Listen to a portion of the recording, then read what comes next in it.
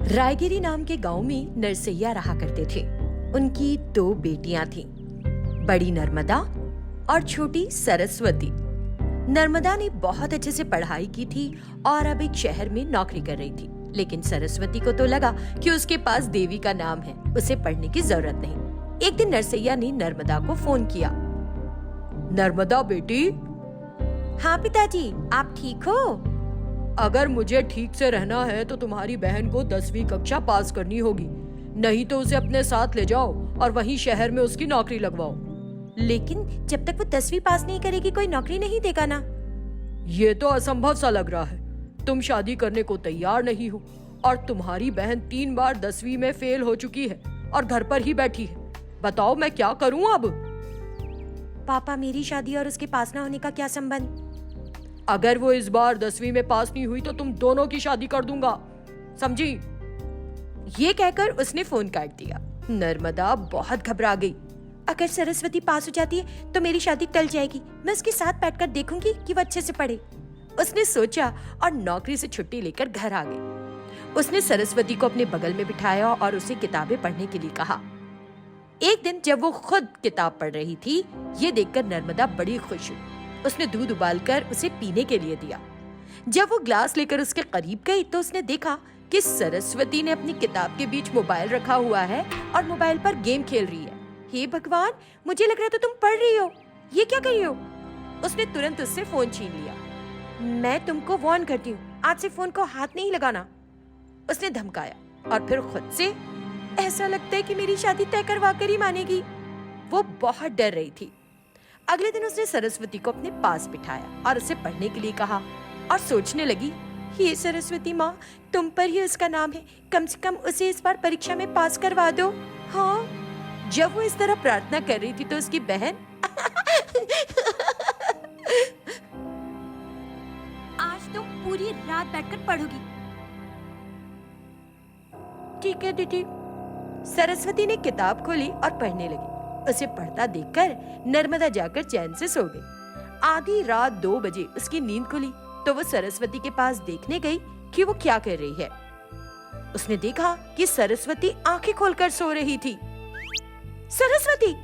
उसने जोर से पुकारा। इससे सरस्वती घबरा गई और जाग गई। क्या हुआ दीदी? हाँ, आंखें खोलकर सो रही हो? हाँ। नर्मदा ये पूछते हुए रो पड़ी। फिर वो सरस्वती के करीब गई और पूछा, बहन, कल से तेरी परीक्षा शुरू हो रही है, तेरे हाथ जोड़ती हूँ, मेहनत करके पढ़ाई कर। ठीक है दीदी। सरस्वती मन लगाकर पढ़ने लगी। तभी सरस्वती को कुछ डाउट आया और वो पूछने के लिए नर्मदा के पास गई। दीदी, मुझे इसमें डाउट है, उसने कहा और उसे अपनी किताब दी। उसे देखकर, कल कौन सी परीक्षा है? हिंदी। लेकिन ये सामाजिक विज्ञान है। और उसने सरस्वती के सिर पर मार दिया। मेरे सिर पर मत मारो, जो पढ़ा है सब भूल जाऊंगी। तूने कुछ पढ़ा कहाँ है? सरस्वती परीक्षा हॉल में बैठी थी। नर्मदा बिना किसी को बताए स्कूल के अहाते की दीवार से अंदर कूद गई और खिड़की के पास खड़े होकर छुप कर देखने लगी। उसने देखा कि सरस्वती कुछ नहीं लिख रही, बल्कि आंख बंद करके सो रही है। हे भगवान, इसका क्या करूं?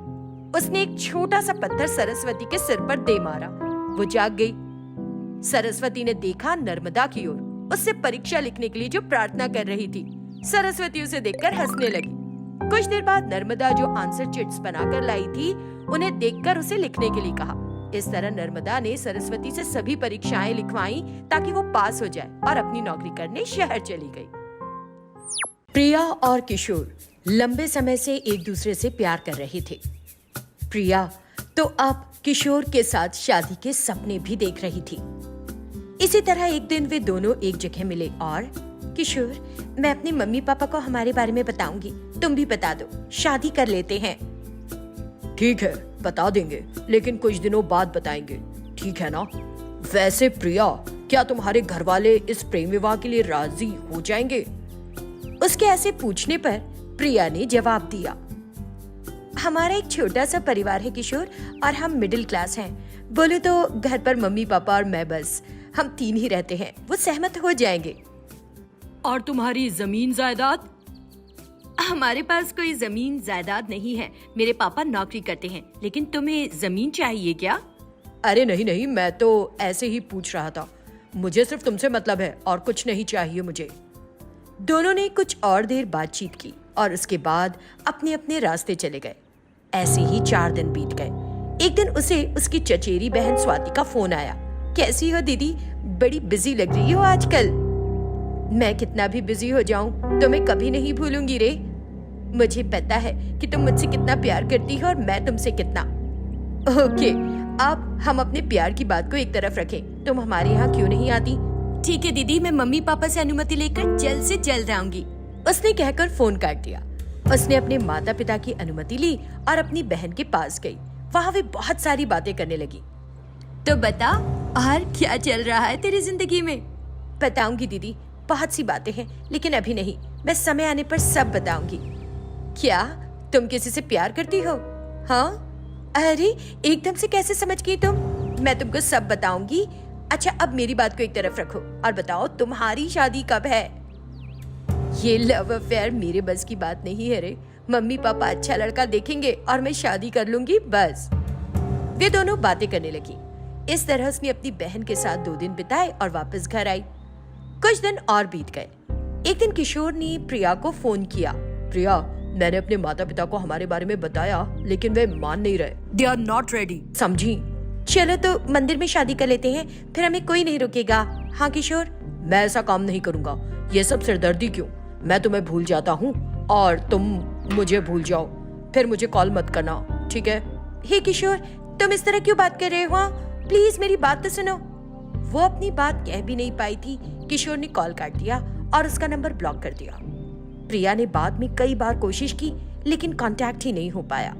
प्रिया को इस बात का बहुत बुरा लगा और वो डिप्रेशन में आ गई। ऐसे ही 2 दिन बीत गए।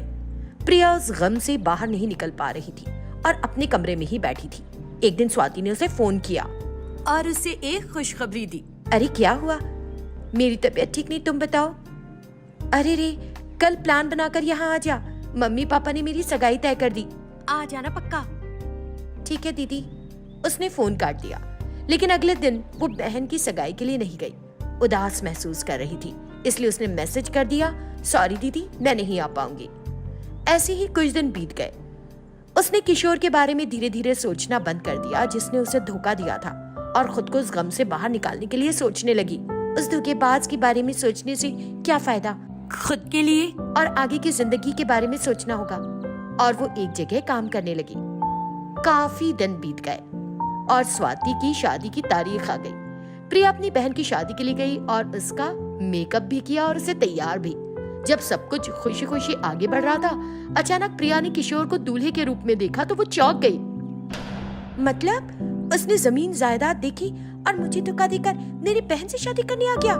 मेरी बहन को इस धोखेबाज से शादी नहीं करनी चाहिए। इस बात को तुरंत चाचा चाची को बताऊंगी मैं। वो उनके पास गई और उन्हें सब कुछ बताया। कल मेरे साथ उसने जो किया वो कल मेरी बहन के साथ भी कर सकता है। मैं उसे जाके सब कुछ बता दूंगी। शादी नहीं होनी चाहिए। वो आगे बढ़ी।